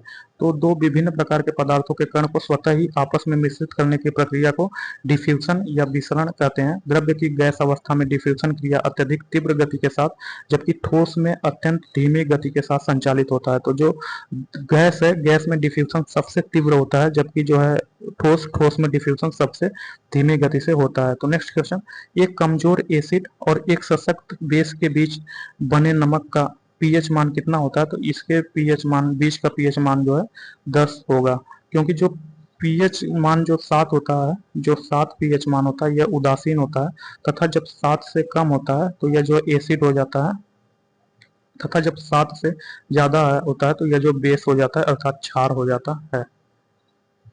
तो एक कमजोर एसिड एवं सशक्त बेस के बीच बने नमक का पीएच मान 7 से अधिक होगा, अर्थात ऐसी स्थिति में नमक का पीएच जो है 10 हो सकता है। तो निम्नलिखित में कौन सा कीमती पत्थर एक तत्व से बना है? तो जो हीरा है, हीरा एक तत्व से बना है, तो इसका ऑप्शन डी सही है। तो हीरा, डायमंड और ग्रेफाइट कार्बन के शुद्ध क्रिस्टलीय अपरूप हैं। हीरा बहुत कठोर और अचालक होता है, जबकि ग्रेफाइट नर्म, सॉफ्ट और विद्युत चालक होती है। प्रश्नगत विकल्पों में हीरा यौगिक नहीं है, जबकि अन्य विकल्प यौगिक हैं। तो निम्नलिखित में कौन सा कठोर पानी में अधिक मात्रा में मौजूद है? तो जो कैल्शियम और मैग्नीशियम है, यह कठोर पानी में अत्यधिक मात्रा में मौजूद है, इसका ऑप्शन ए सही है। तो कठोर पानी, कठोर जल का वर्गीकरण उसमें उपस्थित आयनों, मुख्यतः कैल्शियम तथा मैग्नीशियम के आधार पर किया जाता है। जल की कठोरता दो प्रकार की होती है, पहला अस्थायी कठोरता, फिर दूसरा जो है अस्थायी कठोरता। जल में अस्थायी कठोरता कैल्शियम एवं मैग्नीशियम के बाइकार्बोनेट एवं कार्बोनेट लवणों के कारण होती है, जिसे उबालकर दूर किया जा सकता है। जल की अस्थायी कठोरता कैल्शियम, मैग्नीशियम, कॉपर, लोहा एवं एल्युमिनियम इत्यादि आयनों के सल्फेट, क्लोराइड, नाइट्रेट, सिलिकेट तथा फ्लोराइड लवणों की उपस्थित होती हैं, जिसे उबाल कर दूर नहीं किया जा सकता है। जब पानी मिलाने के बाद मिश्रण में भारी घटक नीचे सतह पर बैठ जाता है, तो इस प्रक्रिया को क्या कहा जाता है? तो इस प्रक्रिया को जो अवसादन कहा जा सकता है, तो इसका ऑप्शन सी सही है। तो मिश्रण में जल मिलाने पर भारी अवयवों के नीचे तली में बैठ जाने के प्रक्रम को अवसादन कहते हैं। अवसादित मिश्रण को बिना हिलाए जल को मिट्टी सहित उड़ेलने की क्रिया को जो निस्तारण कहते हैं। तो जो अवसादित मिश्रण है, इसको बिना हिलाए जल को मिट्टी सहित उड़ेलने की प्रक्रिया को निस्तारण कहते हैं। तो नेक्स्ट क्वेश्चन, पानी की घरेलू आपूर्ति हेतु आर्सेनिक तत्व की अधिकतम अनुमत मात्रा कितनी होनी चाहिए? तो यह अधिकतम अनुमत मात्रा जो है 0.050 ppm होनी चाहिए। तो पीने की घरेलू आपूर्ति हेतु पानी में आर्सेनिक तत्व की अधिकतम अनुमत मात्रा जो है 0.05 ppm होनी चाहिए। तो नेक्स्ट क्वेश्चन 18, निम्नलिखित में कौन सा रासायनिक परिवर्तन है? तो जो पटाखों का जलना है, ये जो रासायनिक परिवर्तन है, इसका ऑप्शन ए सही है। तो पटाखों का जलना एक रासायनिक क्रिया है। इसमें विस्फोटक पदार्थ ऑक्सीकृत होकर अन्य रासायनिक पदार्थों में बदल जाता है, जिनसे विस्फोटक पदार्थ नहीं प्राप्त किया जा सकता, अर्थात इसमें होने वाली क्रिया जो अनुत्क्रमणीय, इरिवर्सिबल है। शेष घटनाएं भौतिक परिवर्तन है। इनमें जो है केवल पदार्थ की भौतिक दशा परिवर्तित हो रही है, जबकि रासायनिक गुण में कोई परिवर्तन नहीं हो रहा है। तो भौतिक परिवर्तन एक उत्क्रमणीय परिवर्तन होता है, जिसमें पदार्थ अपनी प्रारंभिक अवस्था प्राप्त कर लेता है, परंतु जो रासायनिक परिवर्तन या जो अनुत्क्रमणीय परिवर्तन होता है, इसमें पदार्थ अपनी प्रारंभिक अवस्था नहीं प्राप्त कर सकता है। तो वाष्पीकरण की प्रक्रिया के बारे में निम्न में से कौन सा कथन सही है? तो वाष्पीकरण की प्रक्रिया के बारे में कौन सा कथन सही है, उसके बारे में पूछ रहा है। तो जल के तरल से गैसीय अवस्था में परिवर्तन होने की प्रक्रिया को वाष्पीकरण कहते हैं। वाष्पीकरण की मात्रा निम्न बातों पर ध्यान निर्भर करती है। पहला, तापमान, जितना तापमान अधिक होता उतना ही वाष्पीकरण भी अधिक होगा। दूसरा जो है वायु की शुद्धता, वायु की शुष्कता, जितना वायु शुष्क होगा वाष्पीकरण भी उतना ही अधिक होगा। तीसरा, बादल, मेघ रहित आकाश में वाष्पीकरण की प्रक्रिया शीघ्र होती है। फिर चौथा जो है जल क्षेत्र का विस्तार, जल क्षेत्र जितना बड़ा होगा वाष्पीकरण भी उतना ही अधिक होगा। फिर पवन का वेग जितना अधिक होगा उतना ही वाष्पीकरण अधिक होगा। तो वाष्पीकरण की प्रक्रिया के बारे में निम्न में कौन सा कथन सही है? तो वाष्पीकरण की प्रक्रिया जो है द्रव अवस्था गैसीय अवस्था में बदल जाता है। तो जब द्रव गैसीय अवस्था में बदलता है तो उसे जो वाष्पीकरण कहते हैं, तो इसका ऑप्शन डी सही है। वाष्पीकरण एक सतह की परिघटना है। सतह के कण पर्याप्त ऊर्जा ग्रहण कर उनके बीच आकर्षण बलों को पार कर लेते हैं और द्रव की गैस वाष्प अवस्था में परिवर्तित कर देते हैं। तो संघनन जल चक्र की प्रक्रियाओं में से एक है। संघनन के बारे में निम्न कथनों में कौन सा कथन सत्य है? तो संघनन वाष्प अवस्था को तरल अवस्था में बदल जाता है। तो जैसे कोई द्रव है, जैसे कोई लिक्विड है, ठीक है, यह जो गैस अवस्था में परिवर्तित होता है तो यह जो वाष्पीकरण कहलाता है। बट जब यही गैस जो है द्रव अवस्था में जब परिवर्तित होती है तो इसे जो संघनन का बोला जाता है, मतलब गैस से जब द्रव में बदलता है तो उसे संघनन बोला जाता है। तो संघनन में वाष्प को तरल अवस्था में परिवर्तित किया जाता है। यह वाष्पन की उल्टी प्रक्रिया है। प्रायः जल चक्र के संदर्भ में ही इसका प्रयोग किया जाता है। संघनन की प्रक्रिया के द्वारा ही बादलों का निर्माण होता है। नेक्स्ट क्वेश्चन, निम्न में से कौन सा चक्र पृथ्वी पर मौसम के पैटर्न का एक महत्वपूर्ण पहलू है? तो जो जल चक्र है यह पृथ्वी पर मौसम के पैटर्न का एक महत्वपूर्ण पहलू है। इसका ऑप्शन बी सही है। तो जल चक्र में सौर विकिरण की सबसे महत्वपूर्ण भूमिका है। सौर विकिरण जल चक्र को चालित करता है और जल का वाष्पीकरण करता है। यह वाष्पीकृत जल बादलों में संघनित होकर पुनः वर्षा के रूप में पृथ्वी के सतह पर आता है। पृथ्वी के वायुमंडल में जल के आने और जाने की चक्रीय क्रम पृथ्वी पर मौसम के पैटर्न का एक महत्वपूर्ण पहलू है। तो नेक्स्ट क्वेश्चन, निम्नलिखित में कौन सी प्रक्रिया जल चक्र में शामिल प्रक्रिया है? तो जो वाष्पीकरण है, वाष्पीकरण प्रक्रिया जो है जल चक्र में शामिल प्रक्रिया है। अर्थात जब द्रव को जो है गैस में बदलते हैं तो जो उसका वाष्पीकरण होता है, अर्थात जब गैस को जो है द्रव में बदलते हैं तो उसका जो है संघननीकरण होता है। नीचे दिए गए विकल्पों में जल चक्र के संबंध में गलत कथन की पहचान करें। तो जो जल वाष्पीकरण से बादलों का निर्माण होता है तो सही है, तथा जल वाष्प केवल वाष्पोत्सर्जन के माध्यम से ही वायुमंडल में आती है तो ये गलत है। जब वाष्पोत्सर्जन के माध्यम से ही केवल नहीं होती है और सभी माध्यमों से भी वायुमंडल में आती है। बर्फ का पिघलना जल का एक भाग, ये भी सही है। जल के वाष्पीकरण के लिए सूर्य के प्रकाश भी उत्तरदायी होते हैं। तो जैसे ही समुद्र में सूर्य का प्रकाश पड़ेगा जल जो है गर्म होकर के वाष्पीकृत होगा और बादल का निर्माण बनेगा। तो इसका ऑप्शन भी यही सही नहीं है। तो जल चक्र के अंतर्गत जल के वाष्पीकरण से बादलों का निर्माण, बर्फ का पिघलना, सूर्य के प्रकाश से वाष्पीकरण आदि आते हैं। जबकि जल वाष्प का निर्माण क्वथन, उबाल तथा वाष्पीकरण जैसी प्रक्रियाओं से होता है। तो निम्नलिखित में किसका प्रयोग एंटीफ्रीज के रूप में किया जाता है? तो जो मिथाइल एल्कोहल है, मिथाइल एल्कोहल का प्रयोग एंटीफ्रीज के रूप में किया जाता है। तो जो मिथाइल अल्कोहल या मेथनॉल है इसका प्रयोग जो है एंटीफ्रीज के रूप में किया जाता है। एंटीफ्रीज का प्रयोग जो है जलीय विलयन के हिमांक को कम करने में किया जाता है। तो बिछुआ या नेटल की पत्तियों के चुभने वाले बालों में निम्नलिखित में से कौन सा अम्ल मौजूद होता है? तो जो बिच्छू होता है उसके नेटल जब वो काटता है तो उसके चुभने वाले बालों में निम्न में से कौन सा अम्ल होता है? तो वह जो मेथेनोइक अम्ल होता है। तो इसका ऑप्शन बी सही है। तो बिछुआ नेटल के पत्तियों के चुभने वाले बालों में मेथेनोइक अम्ल मौजूद होता है। मेथेनोइक अम्ल का अन्य नाम जो फर्मिक अम्ल है। तो एंटासिड टूथपेस्ट में हल्का अपवर्तक च्युइंगम का एक घटक और सौंदर्य प्रसाधनों में भराव में सामान्य घटक क्या है? तो यह जो है कैल्शियम कार्बोनेट है। इसका ऑप्शन ए सही। तो कैल्शियम कार्बोनेट एंटासिड, च्युइंगम और सौंदर्य प्रसाधनों का एक सामान्य घटक है। कैल्शियम कार्बोनेट रासायनिक यौगिक है जिसका रासायनिक सूत्र जो है CaCO3 है। कैल्शियम कार्बोनेट सफेद गंधहीन पाउडर या रंगहीन क्रिस्टल के रूप में दिखाई देता है। निम्नलिखित में किसका अधिकतम तापजनक मान होता है? तो जो हाइड्रोजन है, हाइड्रोजन का अधिकतम तापजनक मान होता है। इसका ऑप्शन ए सही। तो किसी ईंधन के 1 किलोग्राम के पूर्ण दहन से प्राप्त ऊष्मा ऊर्जा की मात्रा इसका उष्मीय मान कहलाती है। ईंधन के उष्मीय मान को जो है किलो जूल प्रति किलोग्राम मात्रक द्वारा प्रदर्शित किया जाता है। उपयुक्त दिए गए ईंधनों में सर्वाधिक उष्मीय मान जो है हाइड्रोजन का होता है। तो नेक्स्ट क्वेश्चन, निम्नलिखित में से किसे वुड एल्कोहल के नाम से भी जाना जाता है? तो जो मेथेनॉल है, मेथेनॉल को जो वुड एल्कोहल के नाम से भी जाना जाता है। इसका ऑप्शन सी सही है। तो मेथेनॉल को जो वुड एल्कोहल के रूप में भी जाना जाता है। मेथेनॉल एक कार्बनिक रसायन सबसे सरल स्निग्ध एल्कोहल है जिसका रासायनिक सूत्र CH3OH है। तो प्राकृतिक गैस का प्रमुख तत्व क्या है? तो जो प्राकृतिक गैस है इसका प्रमुख तत्व जो है मीथेन है। तो प्राकृतिक गैसों का निर्माण सजीव प्राणियों के मृत अवशेषों जीवाश्मों से होता है, अतः इन्हें जीवाश्मी ईंधन भी कहते हैं। यह ऊर्जा के महत्वपूर्ण स्रोत है। प्राकृतिक गैस जो पेट्रोलियम कुओं से निकलती है जो कि 87 से 92% मीथेन जिसमें होता है। यह एक जो उच्च हाइड्रोकार्बन के कम के कम प्रतिशत से मिलकर बनती है। तो जल निर्माण का निम्नलिखित में से कौन सही समीकरण है? तो जो जल निर्माण का सही समीकरण जो है 2H2O O2 हाइड्रोजन 2H2O बनाता है, इसका ऑप्शन डी सही है। जो जल निर्माण का सही क्रम 2H2O है।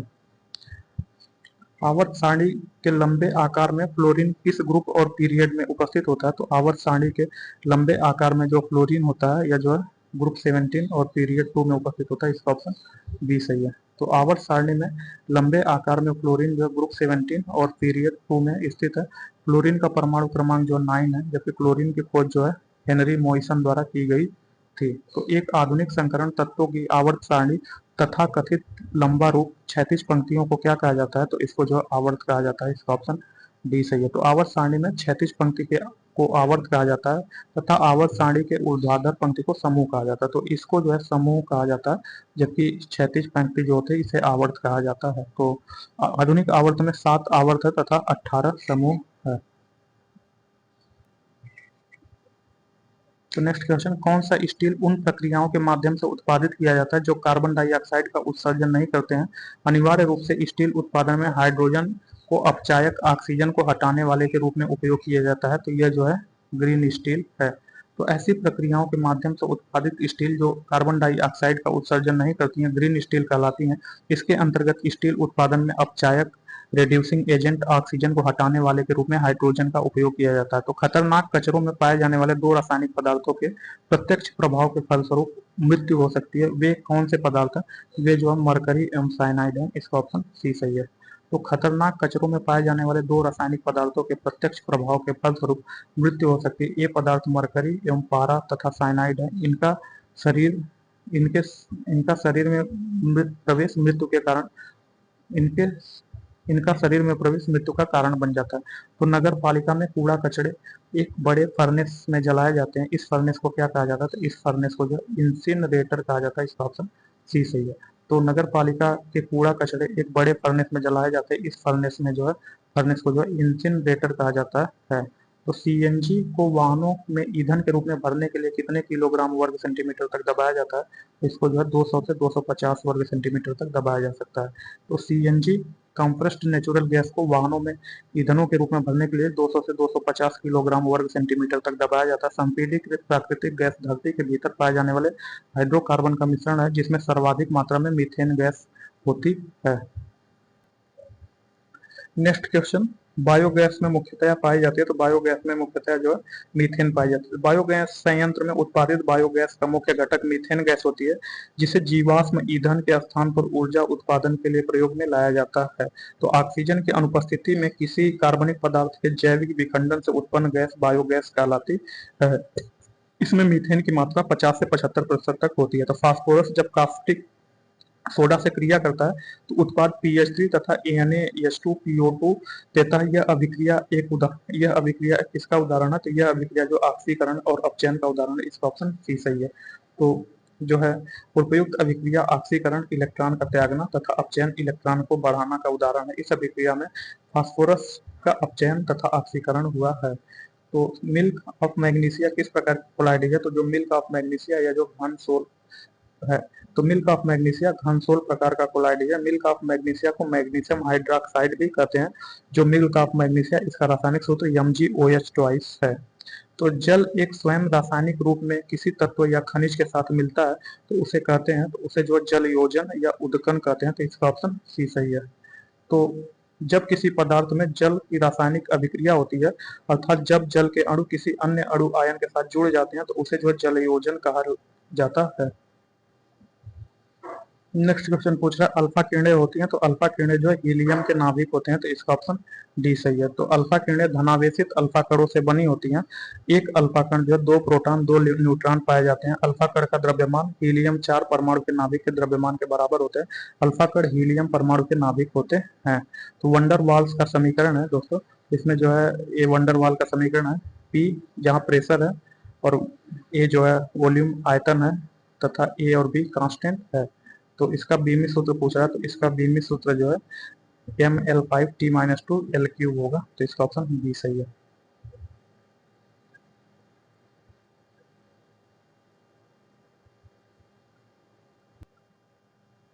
नेक्स्ट क्वेश्चन नंबर 44, एक सिंथेटिक ऑक्सीन है, तो जो IBA है यह एक सिंथेटिक ऑक्सीन है, इसका ऑप्शन बी सही है। तो NAA 2,4 डाइक्लोरोफिनॉक्सी एसिटिक अम्ल कृत्रिम ऑक्सीन होते हैं। NA हार्मोन्स का प्रयोग जो है छिड़काव फलों के गिरने से रोकने के लिए करते हैं। नेक्स्ट क्वेश्चन, आधुनिक आवर्त सारणी में निम्नलिखित में से किस आवर्त में 5 गैर धातुओं को रखा जाता है? तो जो आवर्त 3 है इसमें, तो आधुनिक आवर्त सारणी में 18 वर्ग तथा 7 आवर्त है। तो दोस्तों जो लंबवत होते हैं ऐसे ऐसे, इन्हें जो वर्ग बोलते हैं, तथा जो पैरेलल होते हैं उन्हें आवर्त बोलते हैं। तो ऐसे 18 वर्ग हैं तथा 7 आवर्त है। आधुनिक आवर्त सारणी के तीसरे आवर्त में 5 गैर धातुओं को रखा जाता है, जिनका नाम सिलिकॉन, फास्फोरस, सल्फर, फ्लोरीन तथा आर्गन है। निम्नलिखित में से किस प्रक्रिया द्वारा जल तरल अवस्था से गैसीय अवस्था में परिवर्तित हो जाता है? तो वाष्पीकरण और वाष्पोत्सर्जन द्वारा जो है तरल जो जल है यह तरल अवस्था से गैसीय अवस्था में परिवर्तित हो जाता है। इसका ऑप्शन बी सही है। तो जल का तरल अवस्था से गैसीय अवस्था में परिवर्तन वाष्पीकरण या वाष्पोत्सर्जन प्रक्रिया द्वारा होता है। जल के वायवीय भागों द्वारा जल का वाष्प बनकर उड़ने की क्रिया को जो है वाष्पोत्सर्जन कहा जाता है, और द्रव का वाष्प में परिवर्तन कर होना जो है वाष्पीकरण कहलाता है। तो कार्बनिक यौगिक में कार्बन की संयोजकता हमेशा होती है, तो कार्बन की संयोजकता हमेशा जो है 4 होती है। इसका ऑप्शन डी सही है। तो कार्बनिक यौगिक में कार्बन की संयोजकता जो है 4 होती है। कार्बन के वाय कक्षा में जो 4 इलेक्ट्रॉन होते हैं जो सहसंयोजक बंध बनाने में सक्षम होते हैं। उच्छादन अनावरण पर किसी पदार्थ का वायु से नमी का अवशोषण करने के गुण को क्या कहा जाता है? तो उस गुण को जो है प्रस्वेदन कहा जाता है। इसका ऑप्शन सी से उच्छादन अनावरण पर किसी पदार्थ का वायु से नमी का अवशोषण करना के गुण को प्रस्वेदन कहा जाता है। निम्नलिखित में कौन सी एक रासायनिक अभिक्रिया नहीं है? तो जो पानी का भाप में रूपांतरण यह एक रासायनिक अभिक्रिया नहीं, जबकि कोयले का जलना, कागज का जलना, भोजन का पचना या रासायनिक अभिक्रिया, क्योंकि रासायनिक अभिक्रिया में जो है कोई भी पदार्थ अपनी मूल अवस्था या प्रारंभिक अवस्था में नहीं आती है। तो निम्नलिखित में कौन वायु प्रदूषक नहीं है? तो जो ऑक्सीजन है, ऑक्सीजन वायु प्रदूषक नहीं है, जबकि कड़की पदार्थ सल्फर डाइऑक्साइड, नाइट्रोजन डाइऑक्साइड यह जो वायु प्रदूषक है। तो जबकि बी, इसका ऑप्शन बी होगा। ऐसे ऐसे एमिनो एसिड जिसमें COOH समूहों के बदले NH2 समूह उपस्थित हों को क्या कहा जाता है? इसको जो बेसिक एमिनो एसिड कहा जाता है। तो ऐसे एमिनो एसिड जिनमें COOH समूहों के बदले NH2 समूह उपस्थित होता है तो उसे जो बेसिक अमीनो एसिड कहते हैं। तो NH2 की तुलना में अधिक COOH समूहों वाले अमीनो अम्ल में क्या होता है? तो इसमें जो है अम्लीय एसिडिक होता है। इसका ऑप्शन सी सही है। तो NH2 अमीनो समूह का pH मान जो है 9 से 10 के आसपास होता है, जबकि COOH कार्बोक्सिलिक समूह का pH मान लगभग 2 होता है। अतः NH2 की तुलना में COOH बहुत अधिक अम्लीय होता है। तो नेक्स्ट चैप्टर जो है जीव विज्ञान है, तो प्रारंभिक जीव विज्ञान, एलिमेंट्री बायोलॉजी, इसको नेक्स्ट क्लास में देखेंगे। Okay, thank you, bye.